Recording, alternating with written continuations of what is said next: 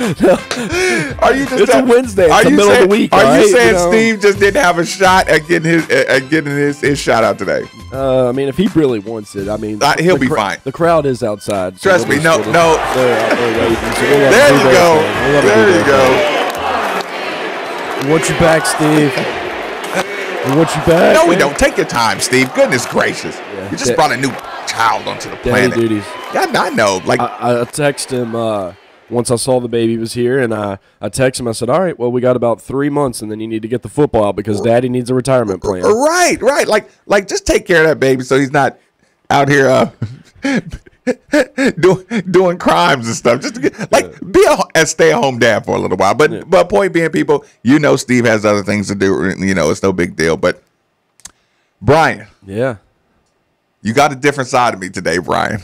Oh boy, is it a good or a bad Brian, side? From the moment of the show, you work with me a lot. Would you say one of these days I came in with requests? I wanted sound requests. I had energy this morning. You did. Because I need people today. I need you, man. I need you today. I need the callers today. I need the listeners today. My boy Blue. This is the theme of today is going to be. You are in a very heavy blue, by the way, Brian. What's up with that? It's for the Kentucky Colonels. All right. Read the shirt. Read the shirt. Listen, look. People didn't give me any slack for the blue I had on. So. I'm thinking about some ABA basketball right now. Brian, intervention day indeed. Now you have a sound clip for me. People, I died on the inside today. People, I got an intervention on a friend of mine, and I need your help as well. Today is all about intervention. So what I want you to do is I want you to get comfortable because we have to have some adult conversation that's going to lead into some great sports conversation, but it has to be done. First, I have to set this up because before I have a conversation, I need people to sit in the chair with me. I need the people to sit in the studio. I need you to be like around the fire pit in the backyard because I want you to relate to what I'm talking about. So, Brian. Yes. I got to tell a little quick story about where I'm from. Growing up, in my high school days, I had a best friend. His name is Mike, right? Mike Gibbs. What's up, Mike? What up, Mike? I hope you're listening right now. Now, Mike Gibbs was a wrestling head, right? This isn't the same guy that came in from California that was just a monster. No. Okay, that's right. James. Okay. James. Yeah. Okay, so Mike Gibbs, wrestling head. Okay, now me and Mike, Mike and I, we played a lot of basketball, like day in, day out, almost like Sandlot style. We're always looking for a place to play basketball from sun up to sundown, right? All right. But sometimes wrestling would interfere with the basketball schedules. Okay. Like if it was that Saturday where there were some good games, but it was one of those super slams or WWE, wrestling's a time-consuming sport. I understand. Right. Okay, so but I could consume wrestling for a few minutes at a time, but not the magazines. And not the. Was he into the fake wrestling too? I mean, the other wrestling. No. Just Steve's gonna kill me if he heard that. Hit that dump button. The WWE, and WWF. Listen, that's what I'm talking about. I'm talking about WWE. I'm talking about WWF. Oh, that's what he was into. Yes. I thought you meant that he was into No, he's into Big Show. Shawn Michaels and Super Kicks and Andre the Giant. I mean, he is a head. Yeah, I thought you meant rolling around on the mats, and skinnies. WWE head. So here's the thing. It never bothered me because I never really thought it got in the way of his sport, Yeah. I thought it was just a joking hobby, When he got excited about it, I was like, oh, yeah, that's funny. Mm-hmm. The NWO. Monday nights. Yeah. It was cool, right? Yeah. Mike was a year ahead of me. So he graduated a year ahead of me. My senior year, let's just say your boy Mabin sometimes found his way off the school grounds and over to his house when he was chilling. It's called hooky. Oh, yeah. I know. Look, the kids are in school now. Don't worry about it. Like, so every once in a while, Mabin's attendance wasn't the best because your best friend's already out of school. So I found my way over there, sometimes going to school late. But here's the thing. one day I'm over there, and he's an adult now, you know what I'm saying? And he's over there, and he has a magazine now, a wrestling magazine, and he has a couple of pieces of paper out. So I sit on the couch and I say, "What you doing?" He's laying on the floor, like on his stomach, looking at wrestling, looking at magazines, and he's writing on paper. This dude's 6'2", 215 pounds, just solid, rock body, right? Yeah. So what you doing? Dude, I'm filling out this application. Oh yeah, I feel you. What's up with that? Yeah, man, I'm gonna be a wrestler. Wait a minute, bro. Just wait. Just I got listen. a story for you. Just listen. He says, "No, I'm gonna be a wrestler." Here I am skipping school to go hang out with Mike, and he's talking about he's filling out an application to be a wrestler. And I'm not a guy to mess up anybody's dreams or hopes and anything. And I say, "Oh yeah, so Is he a big guy? He's 6'2", 215. Okay, so he's a big guy. Just wait, we'll get there." Okay, so I'm not going to knock his dream, because he's saying it like he really means it.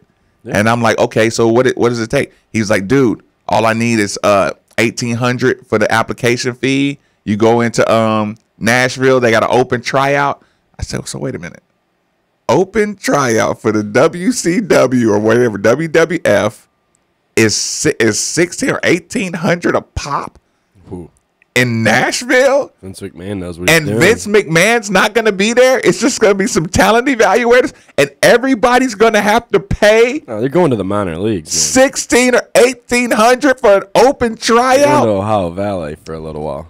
And then I started asking him, like, what's your gimmick and what's your style?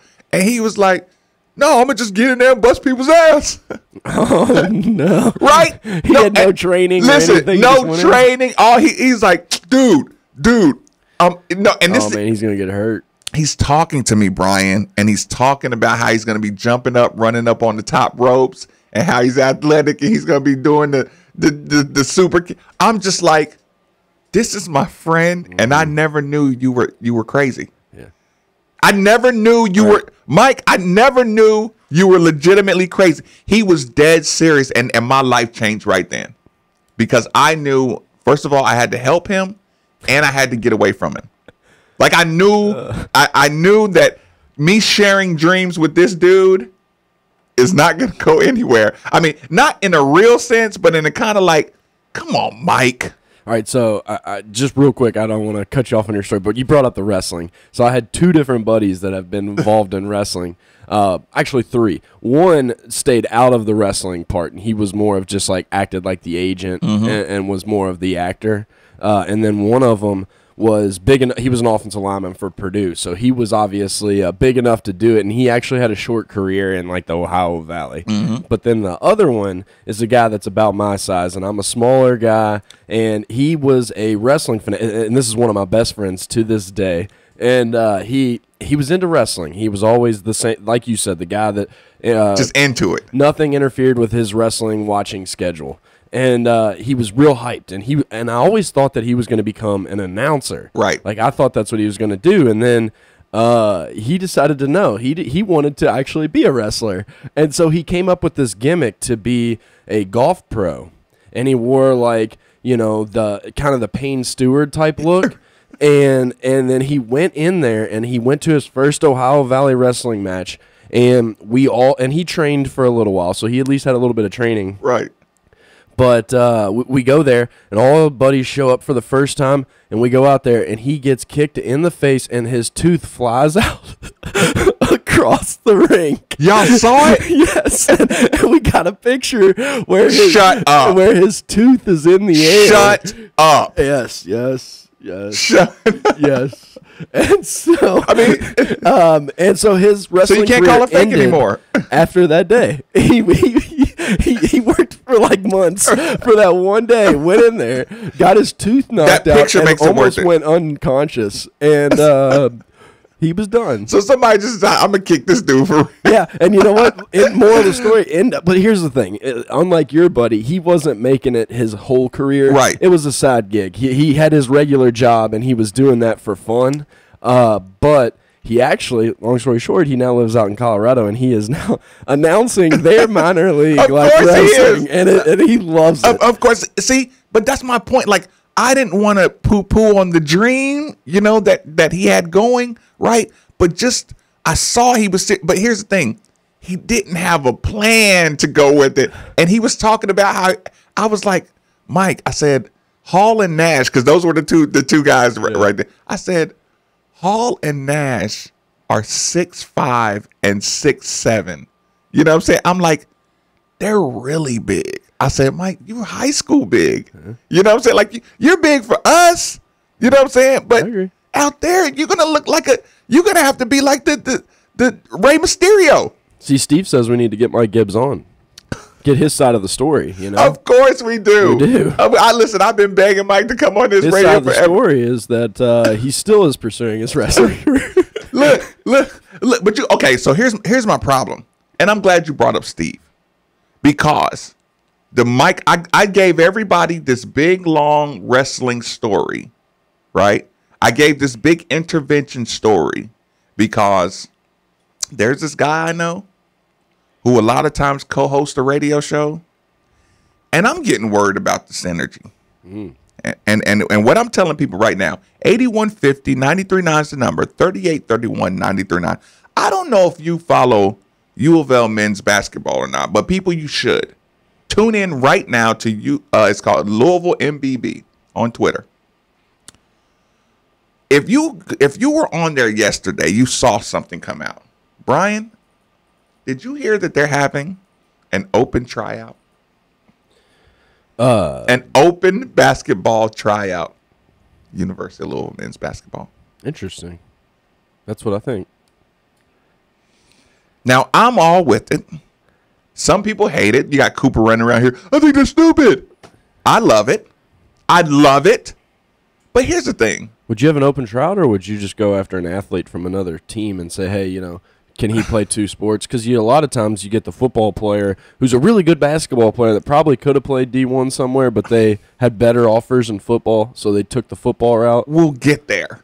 Okay. We will get there because that's an important part of this conversation. All right. The problem is I'm going to need Steve to stop talking about these adult fantasy camps and this basketball. Oh, no. Steve, because try out? He's starting to smell. So you going back to school? He's starting to smell almost like Gibbs did. Like that look on Mike Gibbs' face. He's making all kinds of big moves. Listen, just the way, like Steve, listen, house, it was a little funny. It was a little funny how Steve, I'm gonna do this and I'm gonna go dominating the adult fantasy camp. Next thing you know, he's gonna be on the basketball team, going back to school. He keeps on talking about these things and retweeting them and keeping the conversation. And people who follow Steve Rumage on Twitter, I'm gonna need you to just start telling him to stop talking about it because you're getting too carried away. You're getting too carried away with the idea, and I think you're like his reality is starting to like if he has an awesome dream about trying out for the team, he's gonna come in here talking about his awesome dream where he played on the team, and I'm like, Steve, stop it. Well, Steve, to give you the benefit of the doubt, we could use a little bit of your size down low. There's nothing, and maybe in about the 2 minutes a game that you play, we could average one rebound. I'm glad he's not here because there's absolutely nothing he can bring to. He can't run the water out there fast enough. He is not.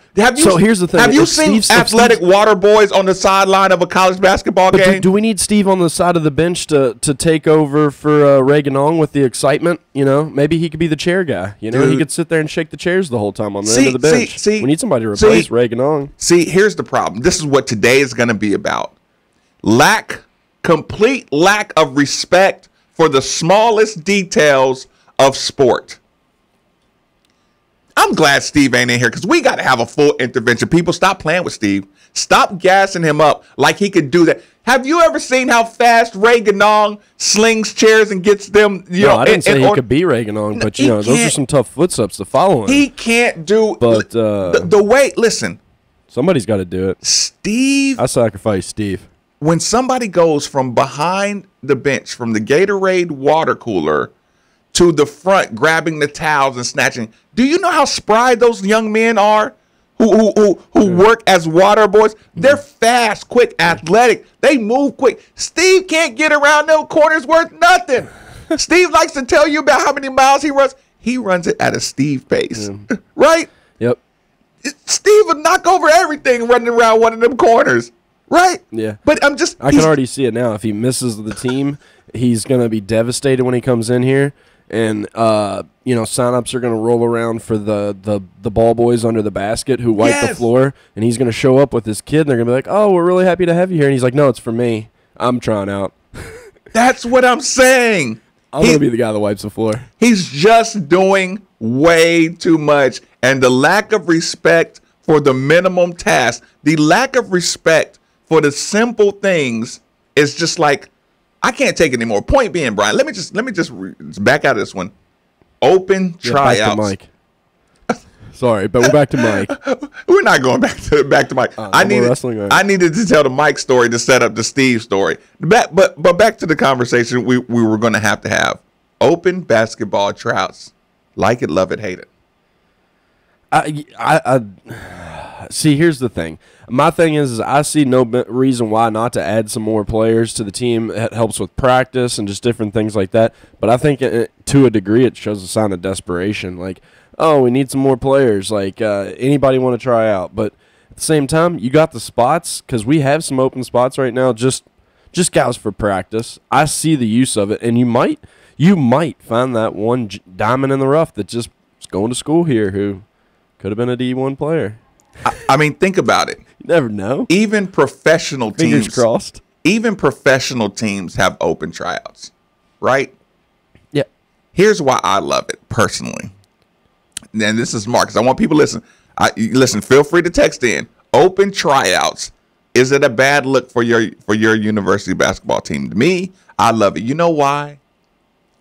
Because everybody knows how Marcus Maidman feels about people who say, oh, I could do that, and I could do that. And they practice doing this every day, all day, for all their time. I want Coach Mack. I hope an open tryout has 200 people who think they can play, right? Mm-hmm. And I want Coach Mack to put 200 potential basketball players or think they're basketball players. I want him to put them through one open practice of Coach Mack. And I want him to just get his hands on 200. Oh, I averaged, 8 points and 3 rebounds, and I should have kept playing. Like imagine if he makes those guys puke, right? And he says, y'all know this is just day one, right? Right? Like, try to scare off, weed them out. Just to have fun with them for one day to show everybody this is just a beginner warm-up practice. Mm-hmm. You see those guys over here puking? See those guys? Little different than what it looks on TV, right? Like now you got 200 other human beings who have a different respect for high Division I basketball, level basketball, right? Just I need y'all to start appreciating that you can't do a one practice like you think you can. It's true. I mean, that's it would be a wake up call to a lot of people. And what could it harm? Because like you said, you've been at a university and you've been in a student activity center and you've been in a basketball court, and there's always one or two dudes who can really go. Yeah. You know what I'm saying? Like, and not just good for the pickup game, good like they dropped out of school, they did something, now they're going back to school, but they're really only 20, 21, but they really was out of school for 3 years and they had no chance of academically qualifying.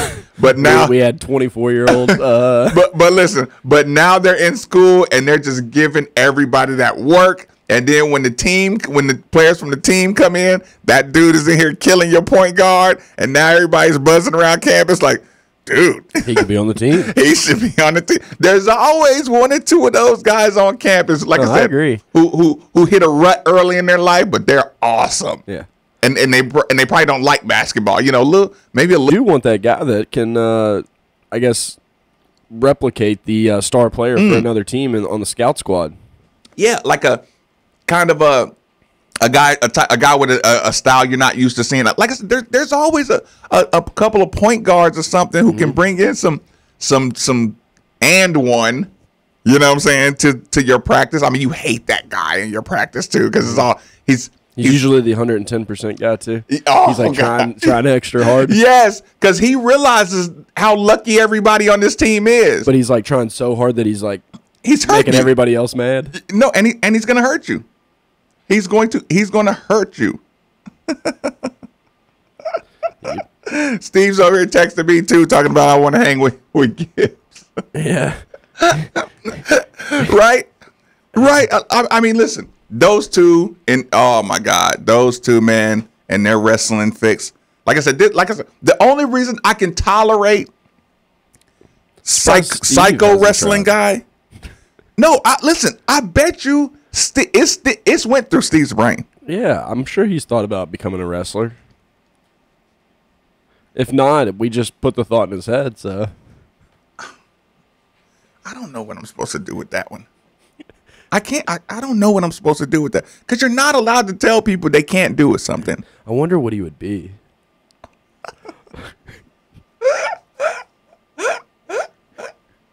Oh, my God. I wonder what his ploy would be. Oh, man. So here's the thing, people. We're having intervention day. I prefaced the show with saying this is all about respecting the small things. I'm going to come back from break. I'm going to talk about something that was said in reference to Louisville football that, for me being the most positive person you know, a little bit of me died. Midday with Marcus Maben. Quick commercial break. 8150 93.9 is the number on 93.9 The Ville. Chances are you've recently Ready to sell your home? Well, there couldn't be a better time. Houses are going for top dollar and selling quickly. You need to call Jill Blessinger with Keller Williams. She has a team of professionals that will help you sell your home quickly and get the most for it. She is a professional home stager and photographer. And when you are ready to buy, she works with Becky Bleemel of Caliber Home Loans. She makes the loan process very simple. And if you mention you heard this on Middays with Marcus Maben or ESPN, your appraisal is absolutely free.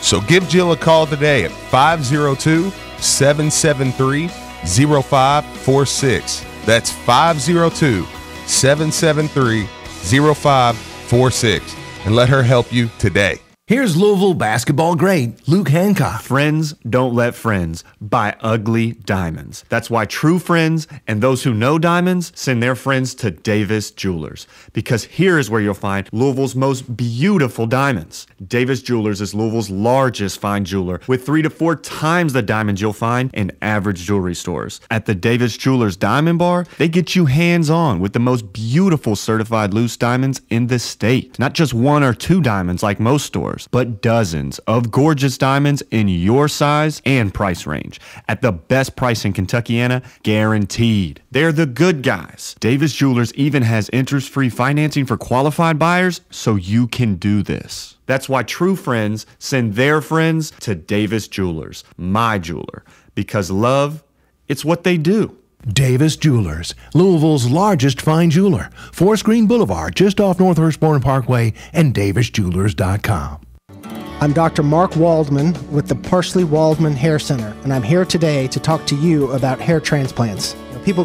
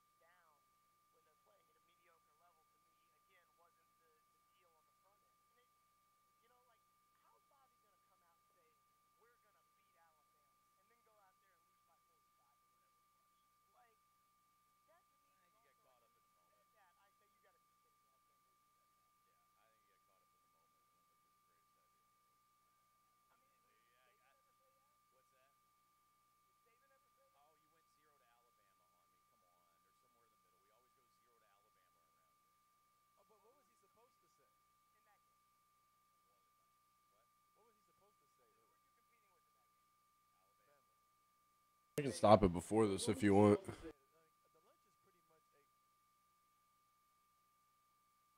Just anyone repair your vehicle. It's your choice. Tell your insurance company your Here, I'll just turn it up then. Hold on. I thought you were hearing it. Were you not? location. Were you not hearing anything? I hear the commercial and you, but I don't hear the... Okay, never mind. Hold on. Or visit. Just trying not to let it go out over the air and play it through the thing. Hold on. How long is it?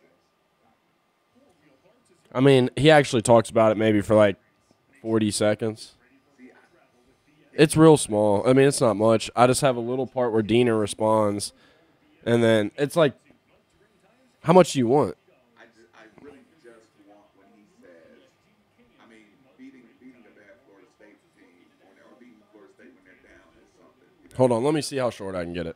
Your truck and Jeep accessory superstore. Matt here, head brewer and owner at Great Flood Brewing Company. The way we make our beer is important because of the people who drink it. Brewed for those who share a connection to the community, we use the finest ingredients and best practices to honor our history and build upon it. Louisville made, brewer owned. Find Great Flood 6-packs at your local retailers throughout the city.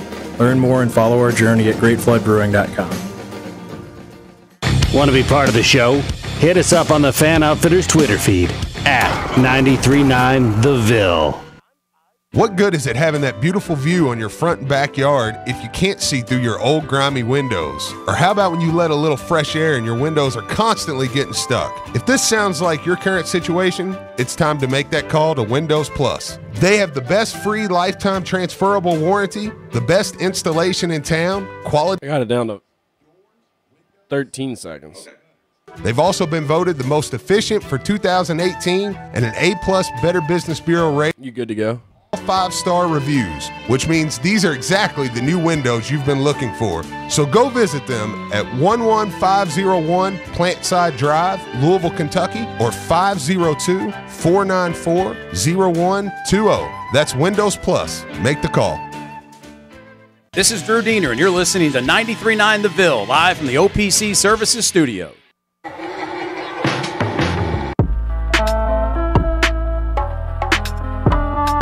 Do you want something? Oh, my bad. Which one?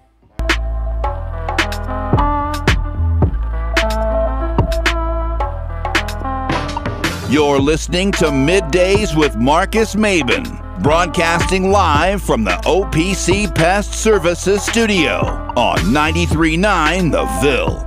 Now, here's Marcus Maben and Steve Rummage. Welcome back. It's Midday with Marcus Maben. 8150 93.9 is the number. 93.9 is the station. By the way, people, before I move forward, I'm not going to give him any music.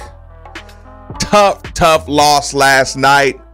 University of Louisville men's soccer took an L to Kentucky. It was tough. Kentucky just got it rolling early. Get an unnatural handball late. Yeah, it was 2-0 for, halftime. I just wanted to say, keep fighting, fellas. You'll be all right. Kentucky. I hate that I didn't give our women more props for beating Kentucky on Friday. But yeah, in case you're wondering, people, that's me. That's what I was doing with my Tuesday night. Watching my guy Ken Lola get it done. Or try to get it done.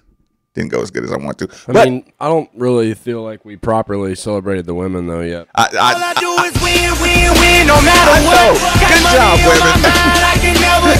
It's only 72 hours late. Don't worry about it.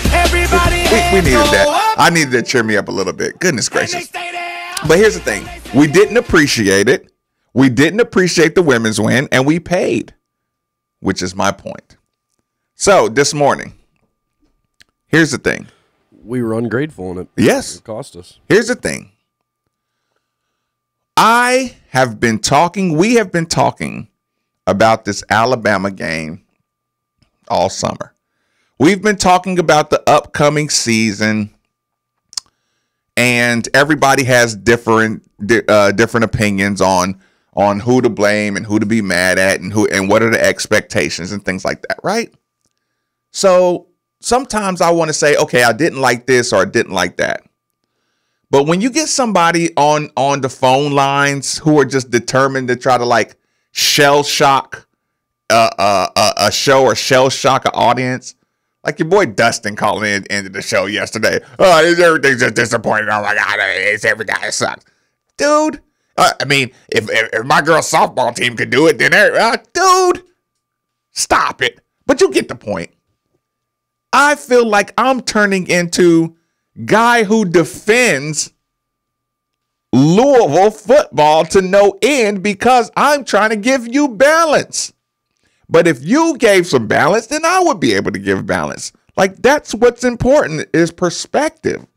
The reason we do a good job on the show is because there's a perspective that you don't normally get from normal media because we don't care, because we don't make enough money to care about lying about this stuff. We don't.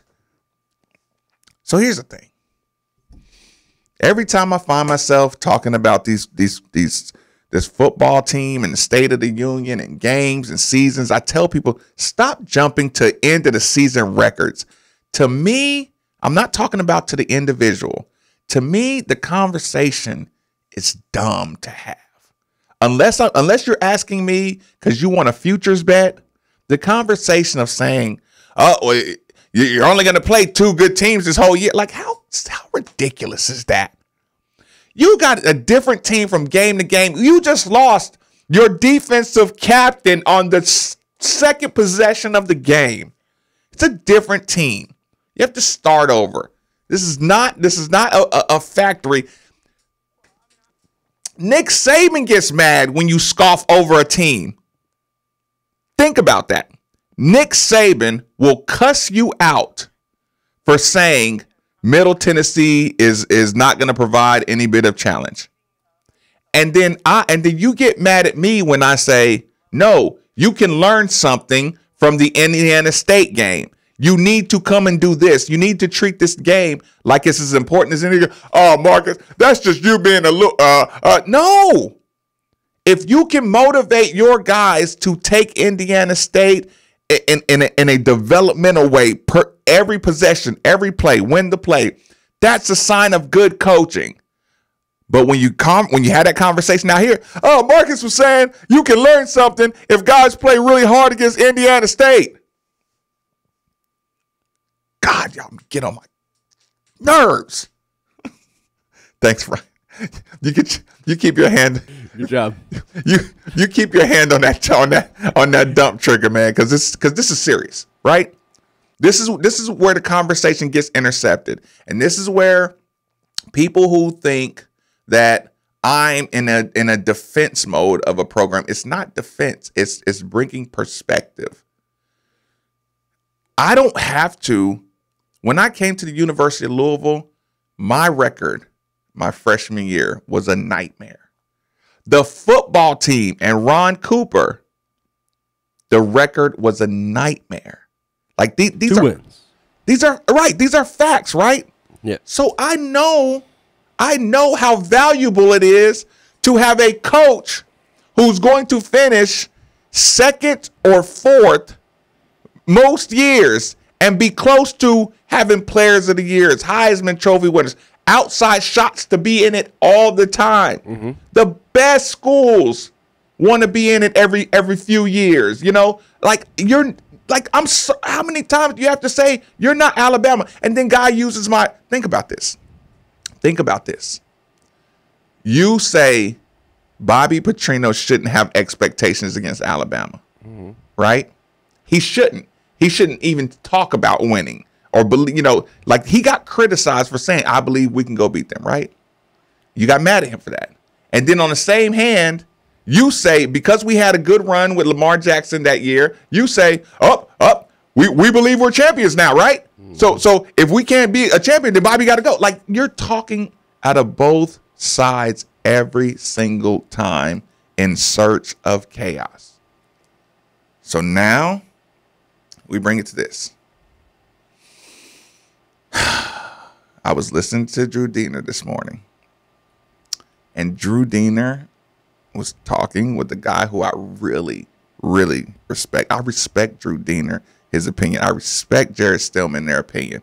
Jared Stillman is talking about how disappointed he is and the season, how expectations, and he said something about Florida State. And you know what, Brian? Go ahead and play that clip. Florida State looks terrible, man. Well, I mean, I'm cool with a win over Florida State, but beating a program that's down when they're playing at a mediocre level, to me, again, wasn't the deal on the front end.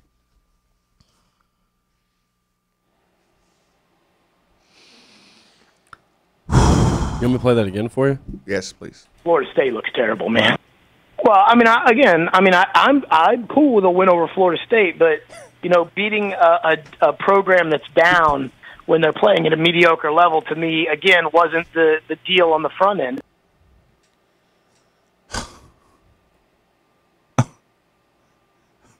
You want me to play it again for No, you? No. Just say that out loud, like people. He said, "If you're I'm cool with a win over Florida State." If you were on the football planet less than 36 months ago, 36 months ago, that's 3 years ago, beating Florida State was the conversation of Clemson, Florida State, or win the conference. Beating Florida State, what have I always taught you people to do? I taught you to listen to the narrative before it happens. And I warned you 3 years ago when I was a young Jedi sitting in on random Monday mornings with Drew Diener for 30 minutes of airtime. When I was sitting outside in the rain waiting for Drew Diener to unlock the doors to let me in to do 30 minutes of radio. You know what I said? I said, and this phrase, it almost got me banned. I had to temper this phrase because it sounds a little ornery. The phrase I said is, everybody sucks after we bust them. Right? That's what I said. And I said it as passionate as I could ever muster. Everybody sucks after we bust them. You know why Florida State is considered crappy? You know why they let Jimbo Fisher go? Because you got your ass kicked by Louisville twice. And do you see that team and think you're going to... Listen, last year, Florida State circled Louisville as the program that we have to get back against, right? You go into a season, every coach acknowledges that we're scouting for three teams. We set up our year to win 3 games. 3 important games, like psychological important games. Not I want to win the conference, so I got to. No, we can't lose to Louisville because once they start taking our recruits and taking our thing, do you realize, people, that Florida State is top 5 in recruiting every single year? Because people have to cross the street to go to Florida State.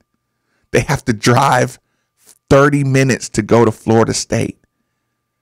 They sleep in their own beds on a Wednesday if they want to.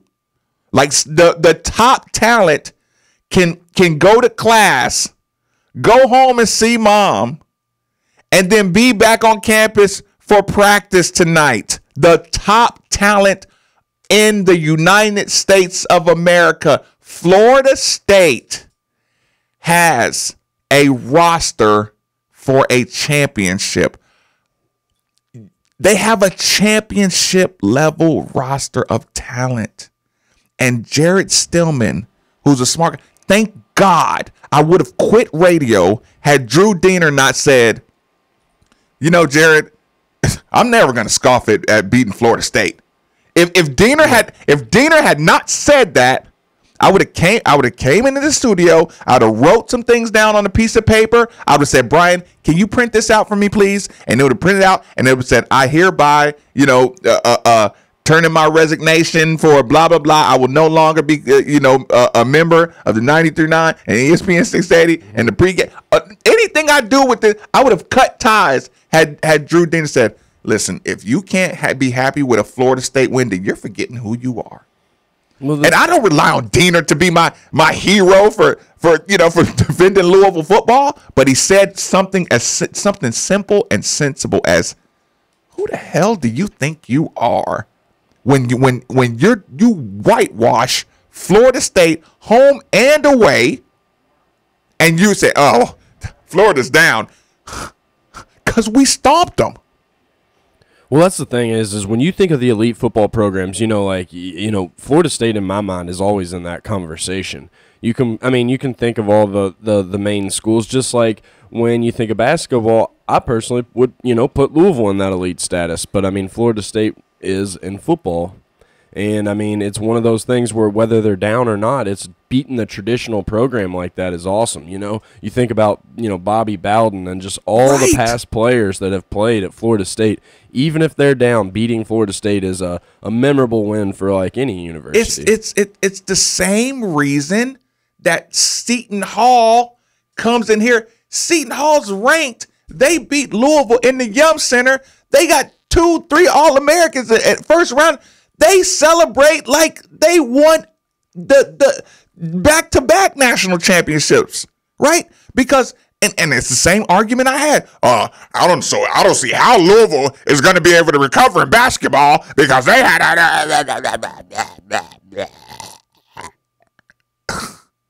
I'm sitting in this studio. That was awesome. And I'm taking calls, and people are telling Marcus Maben that Louisville is not going to be able to recover from the bad publicity. Do it again.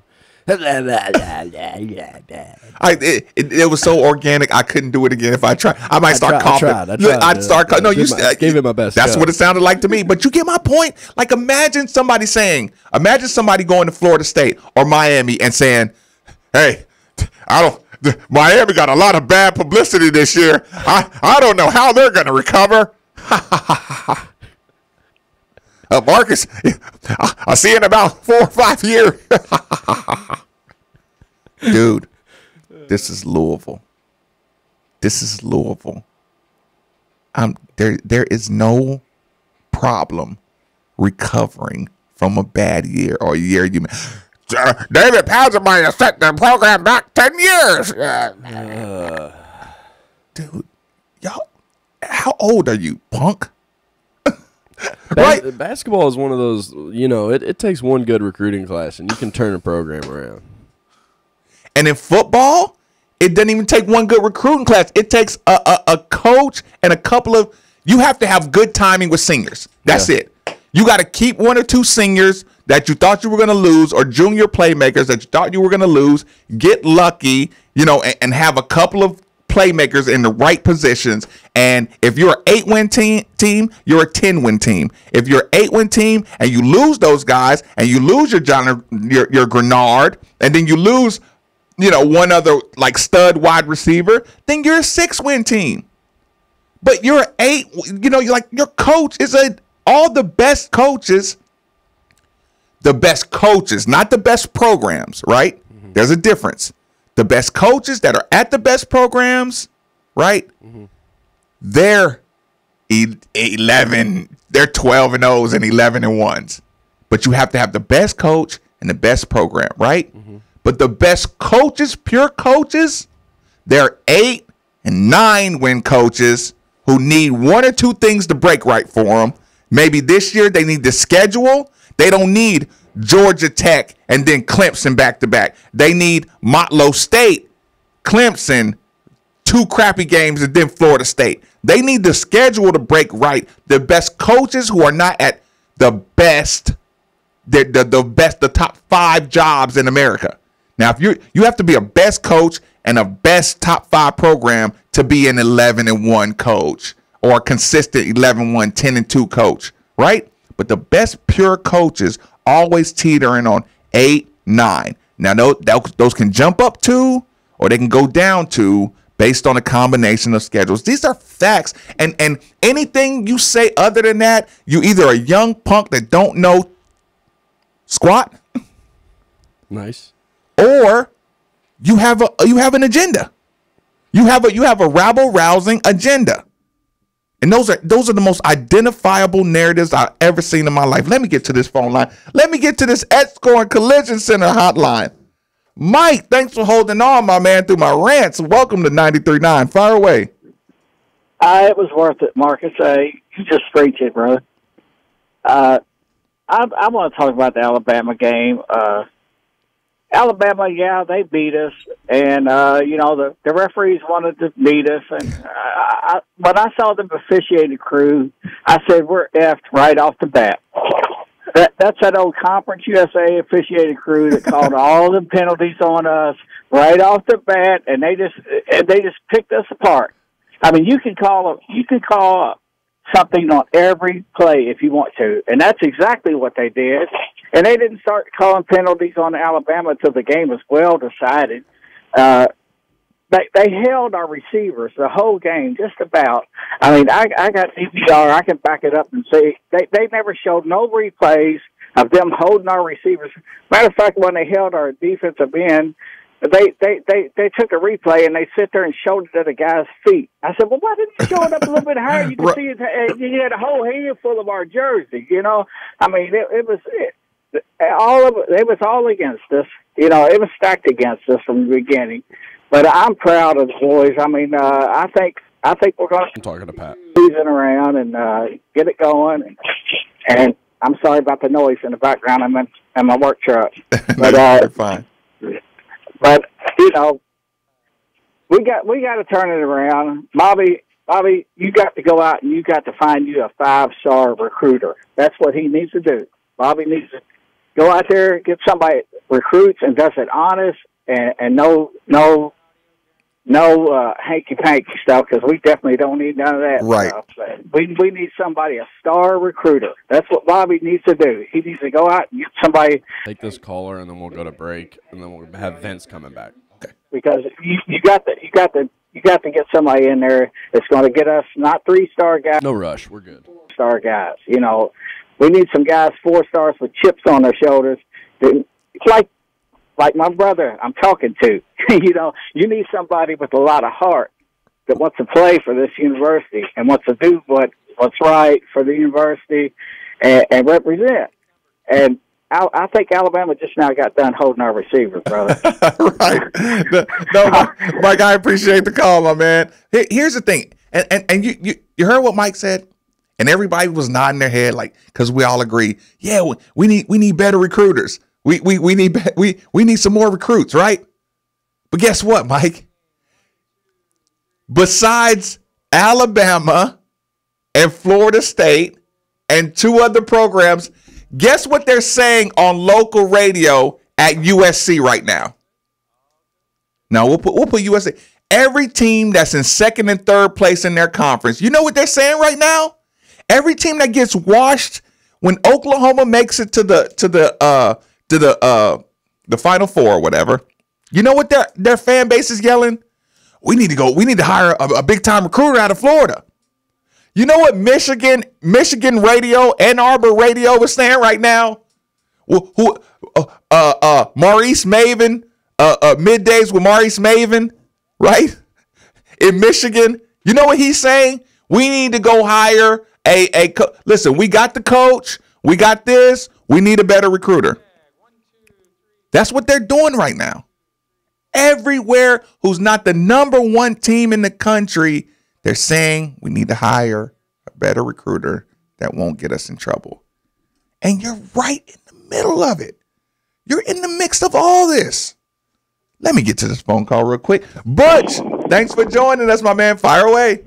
Good morning, Marcus. Good morning, Butch. I love your show. You know that. Go ahead and give me that caveat. Give me that butt. Yeah, I'm getting ready. I'm gonna stay on topic too. I don't agree with that last caller. I don't even know how he got to hang around that long, other than being a fan. Because there are no excuses, man. Because how can you start the conversation with they're holding the receivers, and I got it on DVR too. How can you say that and then you go into the recruiting? The recruiting is the bottom line. Holding receivers. I watched Alabama give U of L 2 first downs on 3rd and long because of penalties, and it was the second half. A punt call back or the touchdown call back on the punt return. Mm-hmm. Just take the medicine. You lost, and yes, recruiting is the thing. You go out and get 4 or 5-star recruits. Now on the Florida State. So coaching has nothing to do with it. Yes, it does, because that's what I was going to say about Florida State. They might get the top 5 recruiting class every year, but if you don't execute plays and you don't have the staff to do that, you see, you're going to lose. But you see what you just did. I appreciate the call. This is exactly the call I needed. Thank you, sports gods. Thank you, sports gods. Brian Hall, if you heard Butch, he just said you got to have the players. It's not the calls. It's not coach. You got to have the players, right? Yeah. And then Butch just went to Florida State and said, well, if you're not executing, yeah, they got all the best players in the world, but if you're not executing, if the players aren't doing their job, Butch, slow down, record yourself, repeat it. My dad used to make me read into a tape recorder just so I could hear how clumsy my reading was, and I got better. Butch, you need to do that to yourself. You need to go to the podcast, go to ESPNLouisville.com, listen to the podcast, listen to your call, and realize I got to do better. I got to do better with my calls. I got to do better with my points. People, we are Made for the Village, the YouTube channel. People, Vince Tyree is going to be giving us stadium expansion updates coming at some point out of the break. People, Midday with Marcus Maben is always the station. 8150-939 is always the number. 3831-939 is always the text line. I don't think I'm going nowhere on 939 the Ville.